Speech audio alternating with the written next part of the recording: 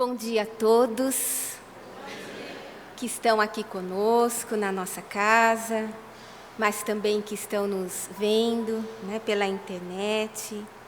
Eu peço que a paz de Jesus ela esteja aqui entre nós, que nos abençoe com uma manhã de muita reflexão e que essa reflexão contribua para o nosso desenvolvimento e o nosso crescimento espiritual. Então vamos lá. Bem, na semana passada, foi a última semana do ano de 2019, e nós tivemos aqui um palestrante, que foi o professor Regis de Moraes. Foi ou não foi? Foi. E o professor Regis trouxe aqui para a gente um tema muito interessante, porque ele falou para a gente sobre a diferença do tempo de Deus e do tempo humano. E ele nos ensinou ou nos fez relembrar que o tempo de Deus ele é eterno, ele é contínuo. Ele não tem essas divisões que o tempo humano tem. O tempo humano ele é segmentado, ele é dividido, tem essas repartições. Isso tem um objetivo. Porque o objetivo é nos ajudar na organização das nossas atividades, das nossas tarefas, da nossa rotina. Ele nos ajuda a planejar os nossos objetivos, aquelas metas que a gente quer alcançar. Por isso que tem essa divisão de minutos, horas, dias, meses, anos, séculos, E por que eu estou fazendo essa referência? Porque nós voltamos aqui nessa semana. E essa semana é a primeira semana de um novo ano, o ano de 2020. E nesse tempo humano, essa mudança ela é importante, porque ela nos ajuda a parar e a rever os nossos objetivos, as nossas metas. Mas é importante que a gente entenda que não é para a gente rever apenas as nossas metas de espíritos encarnados. Aquelas metas que toda vez que vira o ano a gente faz. Eu preciso fazer um regime, preciso fazer o curso de um idioma que eu parei. Tenho que voltar para a escola, volto para a faculdade. Preciso ir para a ginástica. Não posso ficar parado. A gente coloca essas metas, daí o ano vai passando, os dias vão passando, e a gente fala, acho que eu vou deixar para depois. Vou deixar para a semana que vem, para o ano que vem. Depois eu penso nisso. E a gente vai abandonando. Não, a gente não está falando só dessas metas.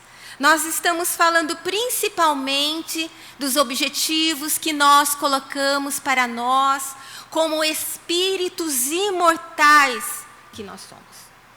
Quais são os planejamentos que nós estamos falando, que envolvem o nosso crescimento espiritual? A nossa transformação. Quais são os planos que nós temos para nós espíritos? Será que nós já fizemos? Será que a gente já pensou como é que a gente faz para dar andamento, para que a gente cumpra esse objetivo ao longo do ano? Para que a gente os realize? Esta é a reflexão que eu gostaria de trazer para essa manhã, nesse primeiro domingo do ano. O que te move? O que te impulsiona a fazer as coisas diferente? E te ajudar a tornar uma pessoa melhor.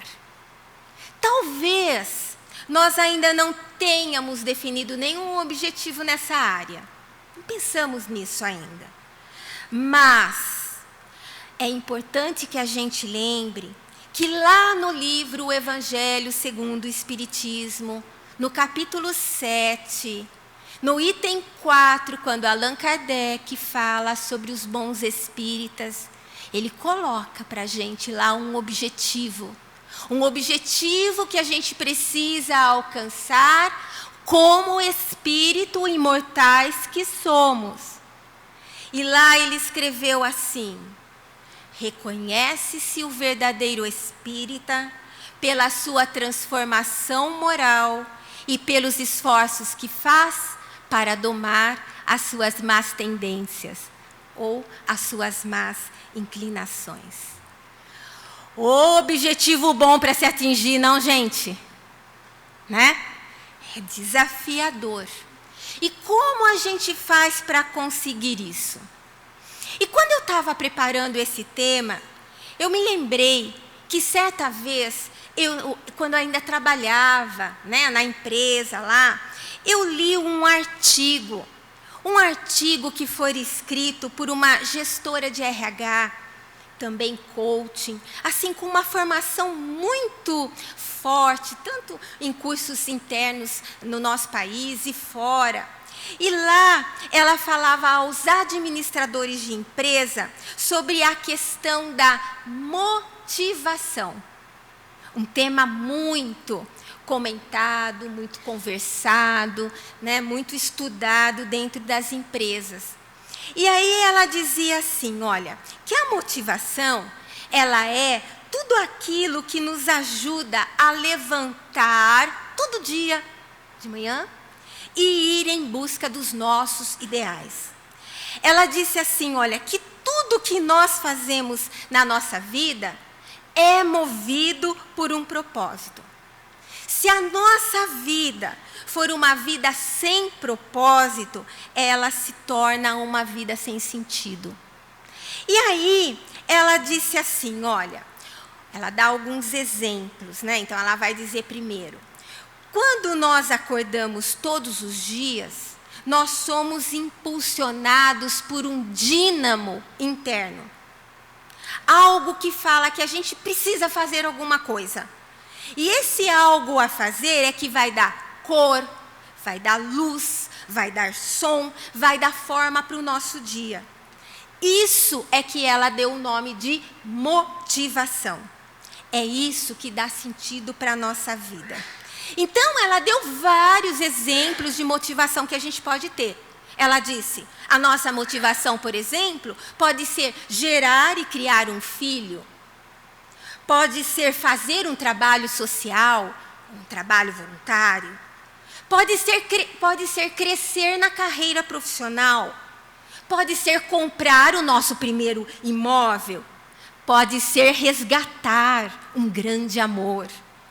Pode ser, às vezes, simplesmente você se levantar de manhã para ir comprar o pão para o seu café da manhã. E o café da manhã de todas as pessoas que convivem com você. E eu acrescentei na lista dela. Pode ser você levantar de domingo e vir à casa espírita ouvir uma palestra espírita. Né? E ela reforçava isso dizendo que nós precisamos buscar e identificar internamente o dínamo que nos impulsiona. Isso é muito importante, porque é isso que vai dar sentido a cada amanhecer da nossa existência. Então, resumindo, o artigo era longo, nem vamos ficar comentando aqui. Então, a gente vê assim, nós precisamos ter objetivos. Nós precisamos fazer mover esse dínamo que nós temos dentro de nós, que é a motivação. E eu me lembro que na época, quando eu li esse artigo, ele fez muito sentido para mim. E eu lembro que eu fiquei pensando, nossa, dínamo. E aí eu fui olhar, pesquisar, entender melhor. E eu vi que dínamo é uma palavra grega, que significa força. E na física, o dínamo ele é um aparelho que produz muita força, porque ele tem a função de transformar uma energia que é mecânica numa energia elétrica. Então, dínamo é força. E isso fez muito sentido para mim, porque ele me remeteu a uma leitura que eu havia feito há muito tempo atrás, de uma obra espírita que eu acho que a maioria de vocês conhecem. Foi a leitura do livro O Problema do Ser, do Destino e da Dor. Uma obra publicada no ano de 1908 por um filósofo espírita chamado Leon Denis. Leon Denis, ele foi um grande pensador espírita, ele foi um autodidata, ele foi um médium e ele foi um dos principais continuadores do espiritismo após a desencarnação de Allan Kardec. E nesse livro, Denis, ele vai tratar de muitos temas que nos interessam.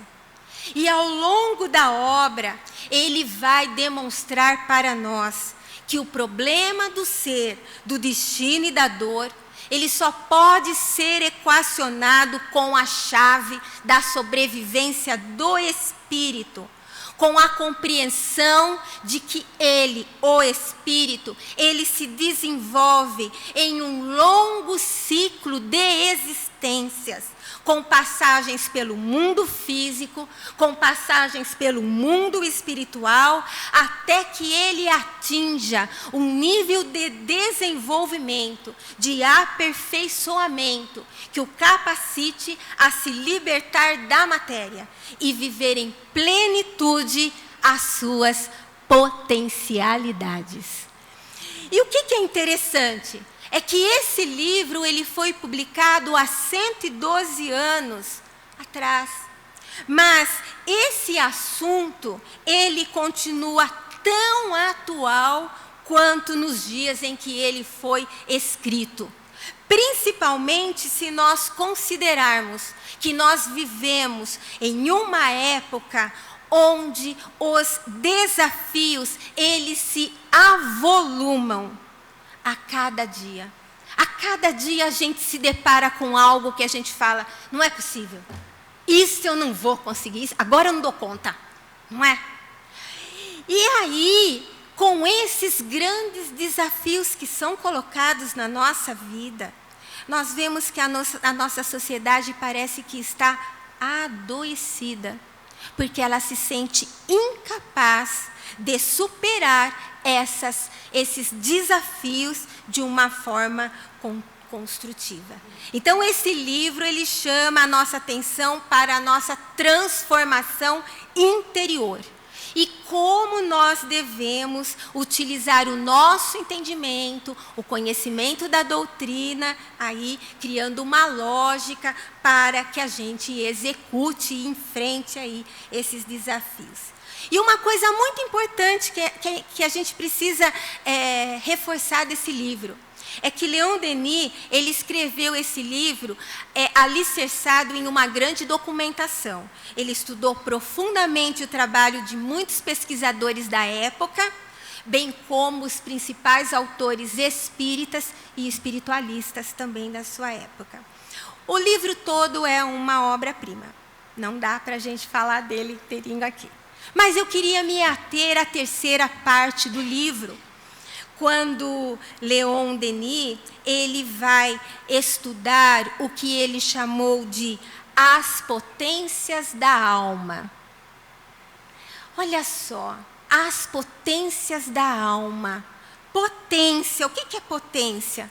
Potência é tudo aquilo que tem poder, tem força, tem vigor e tem importância. E ele diz, da alma, quer dizer, que nos interessa a nós, espíritos encarnados. Interessa espíritos desencarnados também, né? Então, as potências da alma, a força do espírito, a nossa força interior. Então, o que eu percebi, né? Que ali naquele primeiro capítulo, ele vai começar falando, abordando a primeira potência. E a primeira potência é a vontade. Vontade.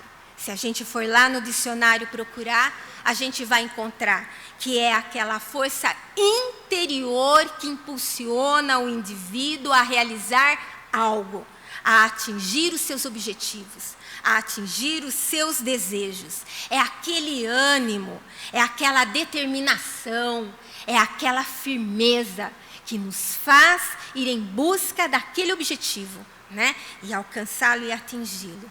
E aí eu percebi que o que aquela gestora de RH chamou de motivação, que é o dínamo que nós temos dentro de nós, a força, Leon Denis denominou de vontade.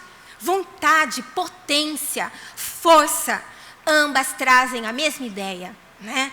De nos impulsionar, de nos tirar da inércia e fazer a gente caminhar. Gostaria de falar o capítulo inteiro para vocês, que ele é muito rico, não dá. Peguei só um resuminho, logo das primeiras páginas ali. Mas ele começa falando uma coisa muito importante, porque ele olha para nós com a visão espiritual. Ele olha para nós como o espírito imortal. E ele fala uma coisa que todos nós sabemos, mas que muitas vezes a gente esquece. Ele fala assim: as causas da felicidade não se acham em lugares determinados no espaço. Ai, que bom lembrar disso. Porque muitas vezes a gente acha que as causas da nossa felicidade estão nas coisas externas, naquilo que eu quero ter, nas coisas que eu quero conseguir, nas pessoas. Mas Leon Denis está dizendo: as causas da felicidade estão dentro de nós. Ela vem de dentro para fora. Ele diz: as causas da felicidade estão nas profundezas misteriosas da alma, do espírito. E aí ele vai dizer que essa ideia não é ideia dele, não é ideia do espiritismo, não. Ele disse: essa afirmativa, ela é confirmada por todas as grandes doutrinas. Ele cita várias doutrinas. Mas ele cita também Jesus.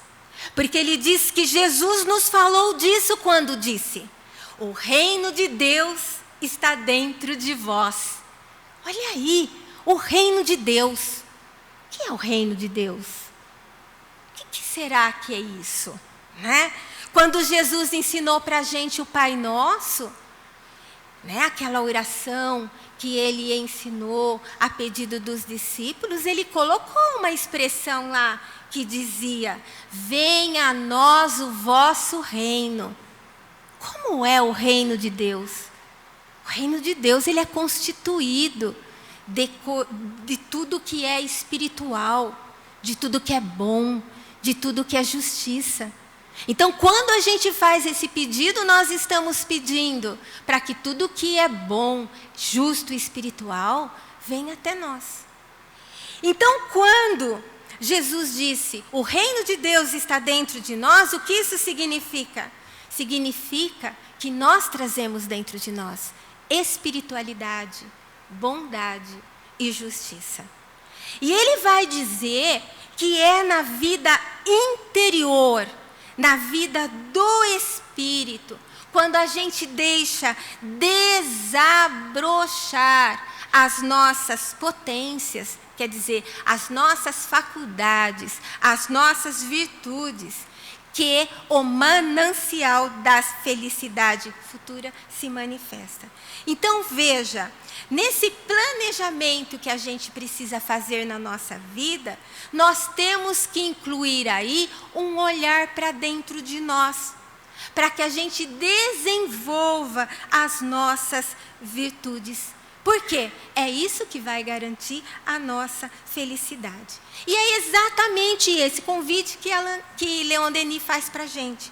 Ele fala assim: olha, que é importante a gente olhar atentamente para o fundo de nós mesmos, que a gente precisa fechar o nosso entendimento às coisas externas.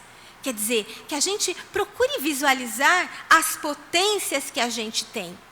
Porque é explorando as jazidas que encerram tesouros inestimáveis em nós, que nós vamos conseguir a felicidade. E aí ele fala assim, que esse olhar para dentro de nós não é algo fácil de se fazer. É algo fácil de se fazer? Ai, a gente fecha o olho, começa a olhar para dentro da gente, começa a olhar quem a gente é, a gente fala, acho que eu não quero, não é? Ai, ainda tem isso para resolver, ainda tem isso para melhorar, ainda tem... A gente vai desanimando, mas não pode, né? Ele fala, não é uma coisa fácil, não é todas as pessoas que sabem ler em si, que sabem explorar as jazidas que encerram tesouros inestimáveis. Sabe por quê? Ele responde, porque nós gastamos a vida em coisas banais, em coisas profícuas, porque nós percorremos o caminho da nossa existência sem saber nada de nós mesmos, sem conhecer as riquezas psíquicas cuja valorização nos proporcionaria, ele diz, alegrias imensuráveis. E aí ele vai nos explicar por quê, né? Por que a gente tem que pôr um empenho? Por que a gente precisa, sim, olhar para dentro de nós e procurar nos melhorar? Ele dá uma explicação. Eu vou tentar explicar para vocês. Vamos ver se eu consigo. Ele fala assim, olha. Há dentro da alma humana, então, há dentro de todos nós, espíritos imortais, que hoje usamos um corpo físico para viver aqui no mundo material, ele disse, existe dentro de nós 2 centros, ou melhor, ele diz, 2 esferas, de ação e de expressão. De ação, por que ele fala ação? Porque ação é essa disposição para agir, para realizar uma atividade, né? Para realizar um movimento, para sair da inércia. E de expressão, por quê? Porque é a manifestação do pensamento, por meio da palavra, por meio de gestos, né? Da comunicação. Aí ele diz, falando dessas esferas, uma dessas esferas está circunscrita à outra. Então, são 2 centros, 2 esferas. Só que elas estão uma dentro da outra. Tem um limite. Essa esfera mais externa, ele diz, representa, manifesta a nossa personalidade, o nosso eu, com as nossas paixões, com as nossas fraquezas, com a nossa mobilidade, com a nossa insuficiência. E aí ele diz, enquanto esse centro mais externo, essa esfera mais externa, ela for a reguladora do nosso proceder, nós vamos ter uma vida inferior, semeada de provações e males. Por que ele fala isso? Porque essa esfera mais externa, ela nos faz agir de forma egoísta, pensando somente no nosso bem-estar. A gente não olha o coletivo, a gente pensa só na gente. É ela que nos leva a agir e a exteriorizar aquilo que Allan Kardec falou, as nossas más inclinações, as nossas más tendências. Agora, nós temos uma outra esfera, um outro centro, mais interno. Ele diz que é mais profunda, imutável, e ao mesmo tempo é a sede da consciência, é a fonte da vida espiritual, é o templo de Deus em nós. E aí ele vai dizer que somente quando este centro interno domina o outro, quando as suas impulsões nos dirigem, é que vão se revelar as potências ocultas do nosso espírito. E aí o espírito se afirma com brilho, se firma com beleza. E ele diz, é por esse centro que nós estamos em comunhão com o Pai, que nós estamos em comunhão com Deus, conforme nos ensinou Jesus. Então, olha só, o que ele está querendo dizer? Nós temos esses valores dentro de nós. Só que muitas vezes a gente deixa esse centro mais externo prevalecer. Mas o certo é a gente fazer esse centro interno expandir. Porque aí a gente deixa de agir de forma egoísta e passa a pensar mais no coletivo, mais no que faz bem, não só para mim, mas para todas as pessoas. Ele diz também que que é esse centro maior, nós nos perpetuamos em mundos materiais, onde tudo é inferioridade, incerteza e dor. Mas pelo outro, nós temos entrada nos mundos celestes, onde tudo é paz, serenidade e grandeza. E aí, ele faz uma pergunta que eu acho que é a pergunta que todos vocês devem estar fazendo.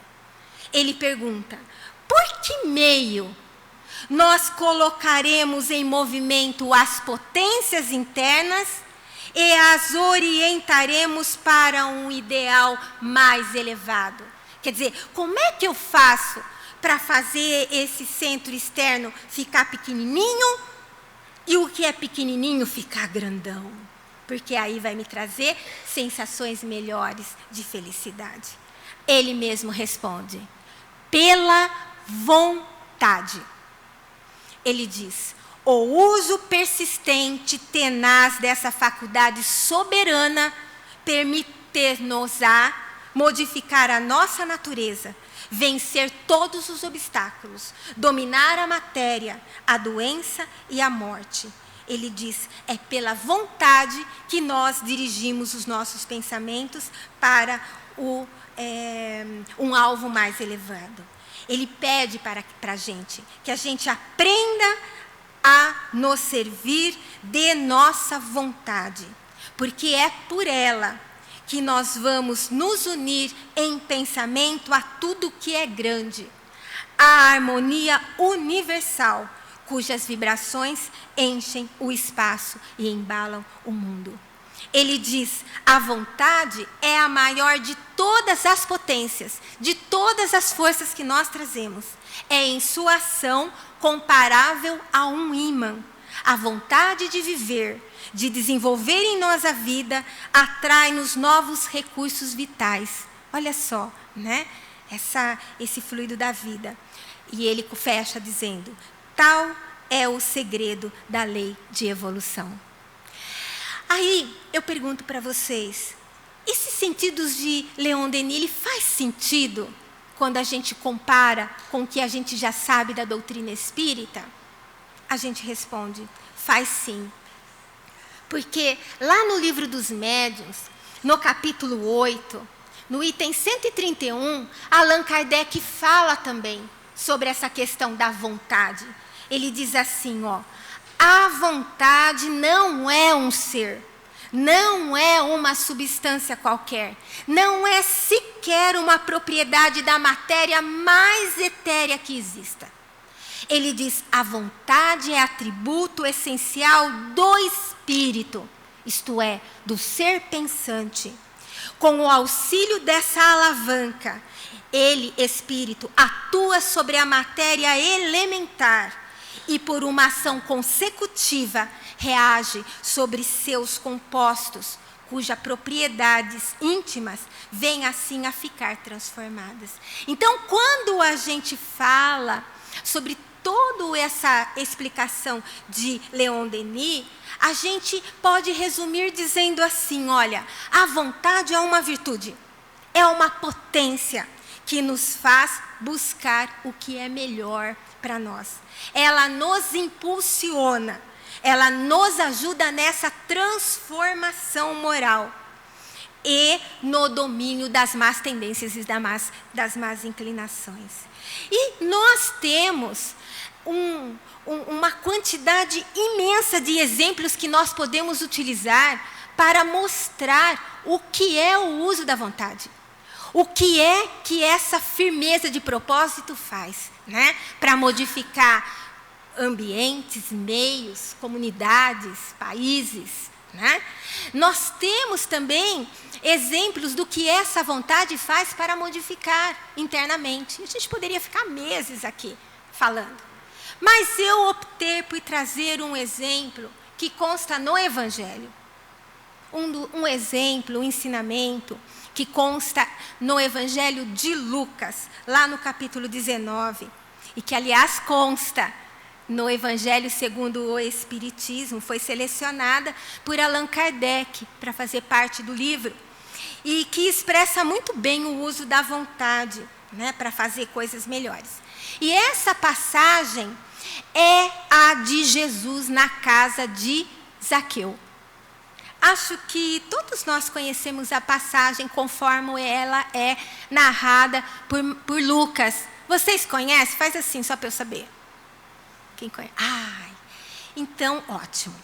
Tem algumas pessoas que falaram que não conhecem.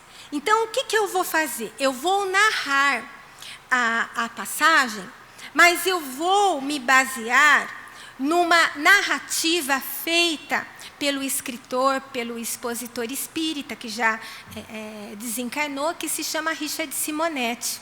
Eu tirei de um livro que se chama 70 vezes 7, um capítulo que ele dá o nome de O Publicano o Atribulado. Por quê? Porque ele narra a história, conforme Lucas, mas ele põe um colorido diferente e nos ajuda a assimilar melhor a parábola. Então, a primeira coisa que a gente tem que lembrar, quem era Zaqueu? Zaqueu era um publicano. E ser um publicano significava ser um coletor de impostos.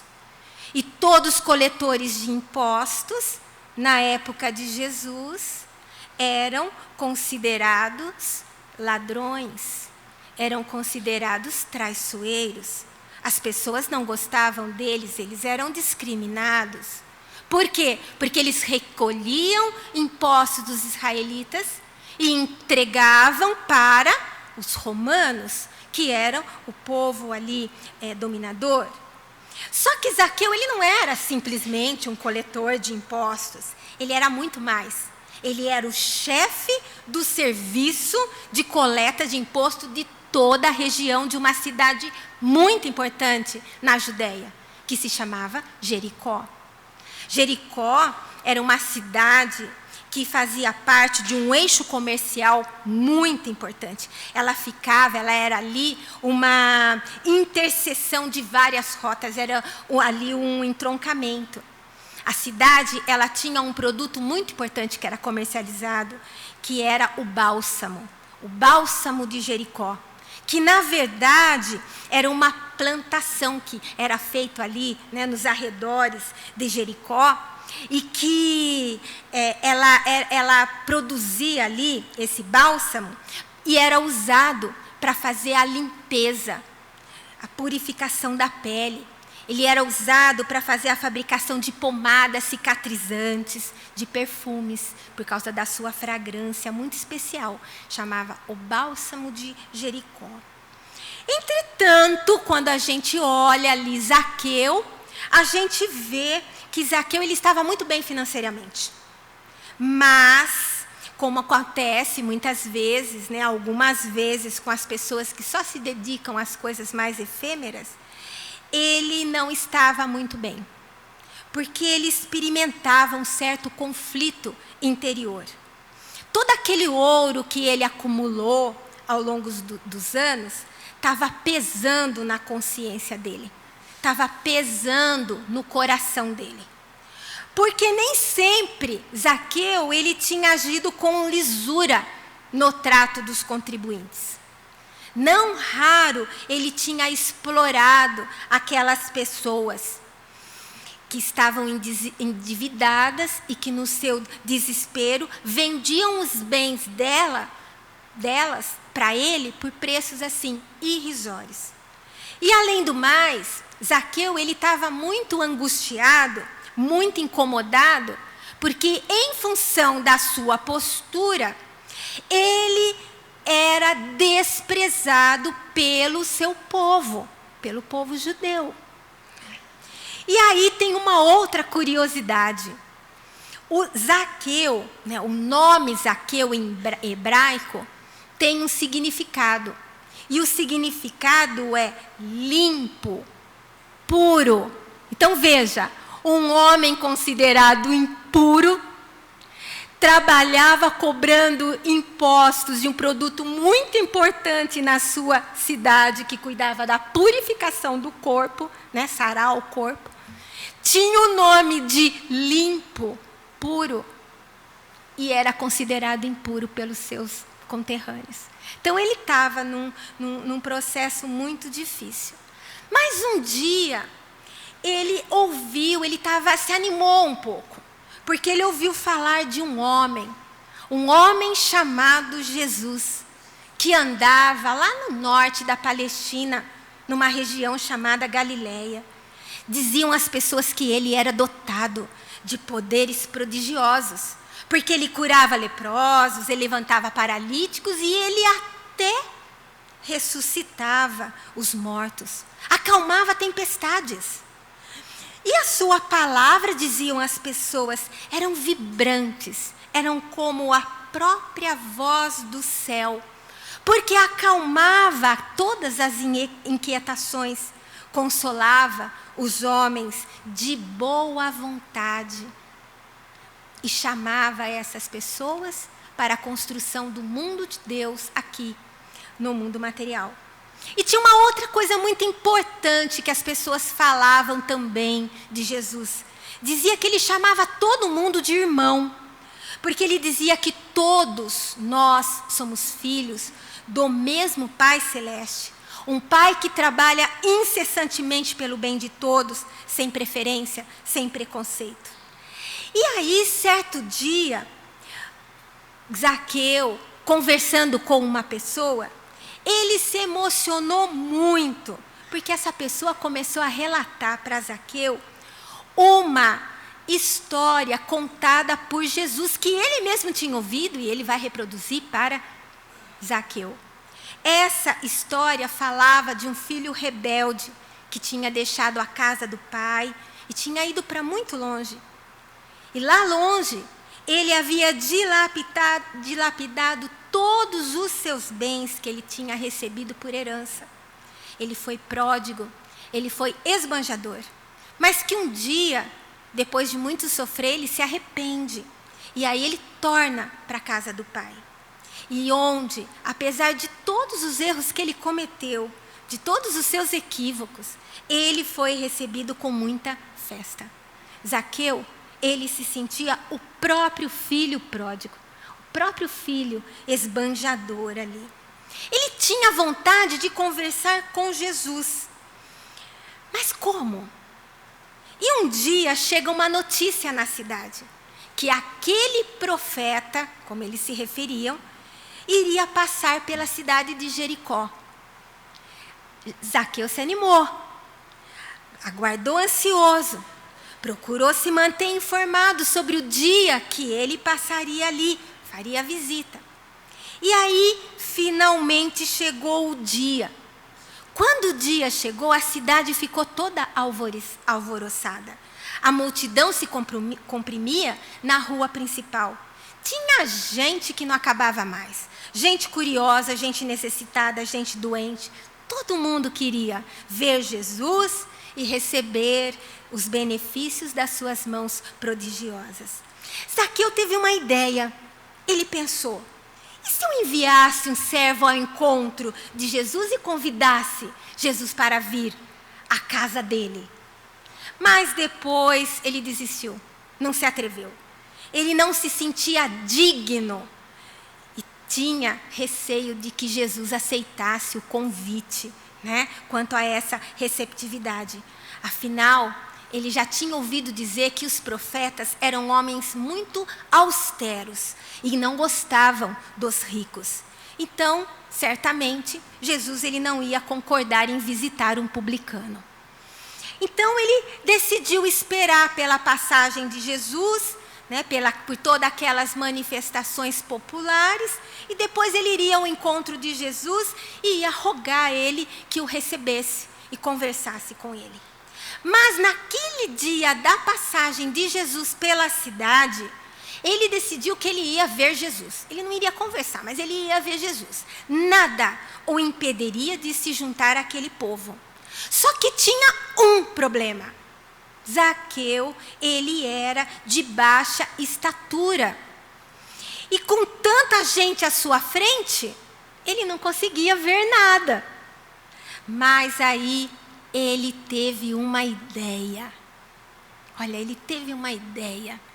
E ele vai colocar essa ideia em ação, ele vai executar. Então, ele vai usar algo de dentro dele para movê-lo, né? Executar. Ele procurou ali nas proximidades uma árvore muito semelhante à figueira. Chegou perto dessa figueira e alcançou resoluto os primeiros galhos e se situou ali numa posição de um observador muito privilegiado, porque ele conseguia olhar acima de todo mundo. E ele se emocionou muito quando ele observou Jesus que se aproximava, porque ele percebeu que aquele homem, ele deveria ter um pouco mais que 30 anos, mas ele trazia uma expressão tão suave, um sorriso tão fraterno, que quando Zaqueu o contemplou, ele não teve dúvida. Aquele homem tinha o remédio para as suas angústias. E para a sua surpresa, Jesus veio caminhando, rodeado de toda aquela multidão, caminhando, se aproxima junto daquela figueira. Olha para cima e diz para Zaqueu: Zaqueu, desce depressa, porque hoje devo hospedar-me em tua casa. Ah, gente, aí é lindo demais, né? Quando a gente olha essa frase, a gente pensa assim: casa. A gente que tem um pouquinho do conhecimento da doutrina, casa, será que era casa física? Será? Ou será que era casa mental, espiritual, daquele homem que despertava para as coisas espirituais? E aí Jesus faz essa solicitação aí para ele. E diz que Zaqueu, ele é tomado de uma incontida emoção. Ele desce daquela árvore. Agora ele compreendia que aquele encontro que estava acontecendo ali não era por acaso, não era fortuito. Provavelmente esse encontro já tinha sido marcado há muito tempo. Aquele profeta ali o conhecia, né? Não era daquele dia. Sabia das suas angústias e tinha algo para lhe dizer. E Zaqueu estava pronto para ouvi-lo. E aí Zaqueu faz uso da sua vontade. Ele toma uma decisão, né? Uma decisão acertada. Ele desce, acompanha a multidão, Jesus, até a sua casa. Quando chegam lá, Zaqueu se dirige a Jesus.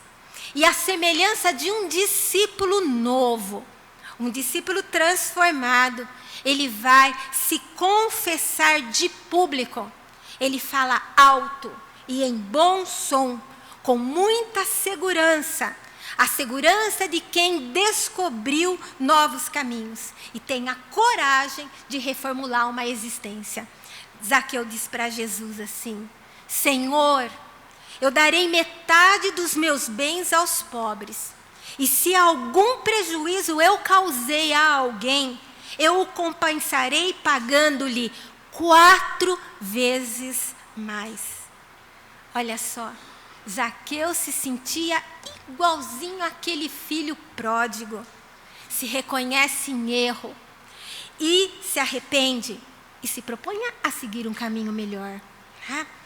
O povo murmurava, aquelas pessoas ali olhando tudo, muitos se escandalizavam com a presença de Jesus na casa de Zaqueu. Afinal, tratava-se de um publicano, de um traidor. Mas Jesus, conhecendo bem de perto os corações e as mentes humanas, vai fechar o ensinamento dizendo assim: hoje entrou a salvação nesta casa. A gente volta e pergunta de novo: será que é casa física? Ou será que é a casa espiritual, a nossa casa mental? Entrou o despertar, né? Um espírito despertou, né? Jesus diz, este, olhando para Zaqueu, também é filho de Abraão. Eles não estavam dizendo que Zaqueu era impuro, não era judeu, não poderia ser judeu por causa dos seus erros? Jesus está dizendo, este também é filho de Abraão, o pai Abraão, o patriarca do povo hebreu, né? Que deu origem a todo aquele povo. E aí Jesus fecha dizendo, pois a missão do Filho do Homem é salvar os que estavam perdidos. Então veja, Jesus deixa claro para todos nós que nós sempre temos oportunidades de mudar, de rever nossas atitudes. Jesus deixa isso nas entrelinhas, Ele nunca desiste de nós, né?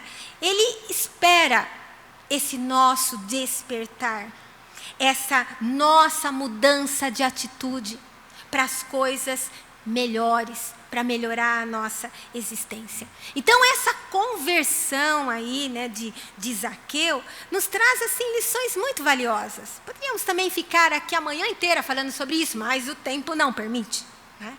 Então ele mostra, por exemplo, que em razão das escolhas equivocadas que nós fazemos, às vezes a gente acumula bens que não representam em termos o nosso crescimento espiritual, né?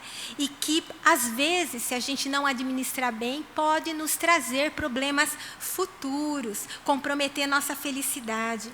Ele também nos lembra uma coisa muito importante: todos nós temos ou teremos um dia um encontro com Jesus. Porque Jesus, Ele é o guia e modelo da humanidade, conforme nos ensina a doutrina espírita.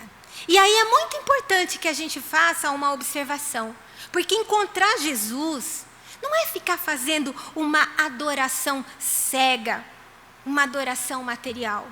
Não é isso.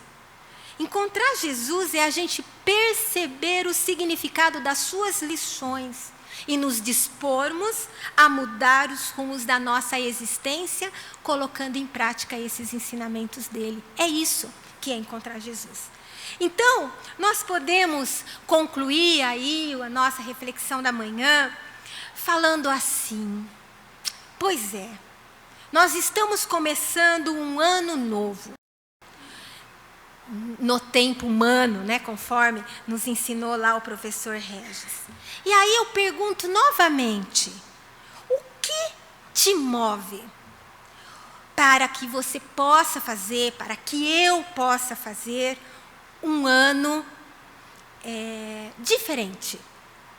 O que nos faz buscar ser uma pessoa melhor, conforme nos ensina Allan Kardec, lá no Evangelho, né, quando ele fala dos verdadeiros espíritas? Que tal a gente dar uma nova direção para a nossa vida, onde os interesses imediatistas, vícios, paixões, deixem de nos motivar?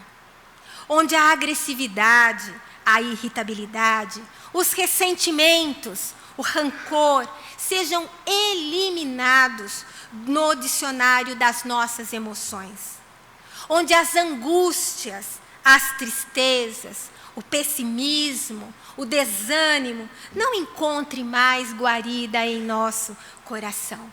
Leon Denis, ele fala para a gente assim, olha, o ser humano é quem controla seu destino, dependendo de como ele lê o ambiente, como a sua mente percebe o ambiente. Então essa é a reflexão para a nossa manhã. Que todos nós possamos aprender com as explicações de Leon Denis, com os ensinos de Jesus e com os exemplos dados aí por Zaqueu. E que a gente cuide melhor de nós, mas não só de nós com uma visão egoísta, mas com todos aqueles que compartilham a existência conosco. Porque assim, pouco a pouco, nós vamos nos desvencilhando das dores e sofrimentos e atraindo mais para próximo de nós a felicidade. Porque nós não podemos esquecer uma coisa muito importante.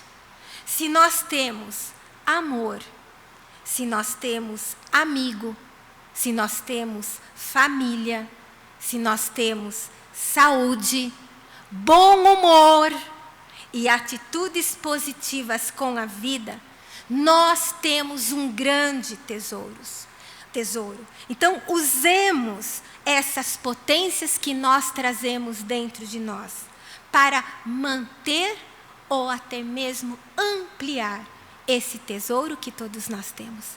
Que Jesus nos abençoe, hoje e sempre.